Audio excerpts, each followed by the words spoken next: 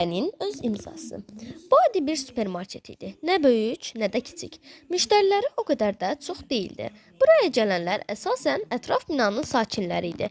3 ay əvvəl həmin küçədən 2 tin yuxarıda daha iri bir süpermarket açıldıqdan sonra burada alış-veriş xeyli zəifləmişdi. İş o həddə çatmışdı ki, satçılar günün çox hissəsini bir-biri ilə söhbət etməklə keçirirdilər. Sayə gəzirdi ki, yaxınlarda süpermarket bağlanacaq. Lakin günlərin bir günü bu süpermarketə yeni bir müdür təyin olundu və tez bir zamanda hər şey dəyişdi. Həsən bəy müdür təyin olunanda günün səhəri süpermarketdə divara lövhə vuruldu. Müştərilərə hörmət və sayğı ilə yanaşın. Sizə maaş verən onlardır. Həmin gün axşam Həsən bəy bütün işçiləri ilə iclas yığdı. Əvvəlcə o hamı ilə tanış oldu. Söhbət zamanı hər kəs öz adı ilə müraciət etməsi işçiləri çox təəccübləndirdi.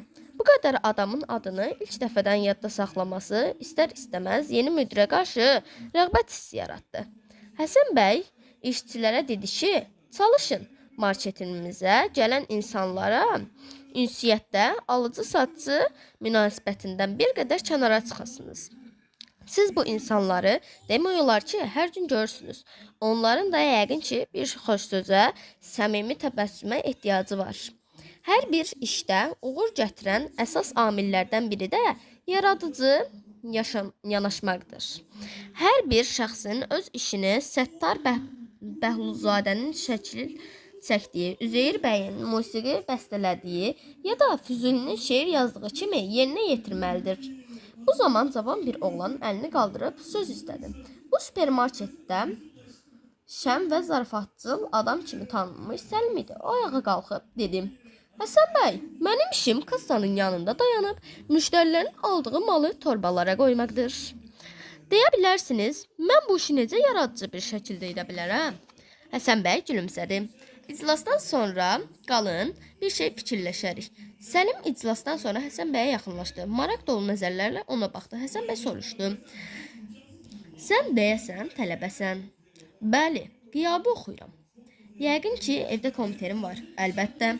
Həsən bəy ayağa qalxıb kitab rəfinə yaxınlaşdı. Qalın bir kitab götürüb Səlimə uzatdı.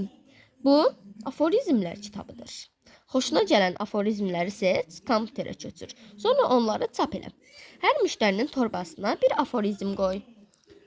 Yadında saxla, işə yaradıcı yanaşma onu öz imzanı atmaq deməkdir. Bir həftə keçdi. Həsən bəy süpermarketi gəzir, satçılara göz qoyurdu. Ət şöbəsinin yanından keçəndə satçı ilə aldığının söhbətini eşitdi. Zərifə xanım, bu gün xüsusilə gözəl görünürsünüz. Elə bil arıqlamısınız. Doğrudan?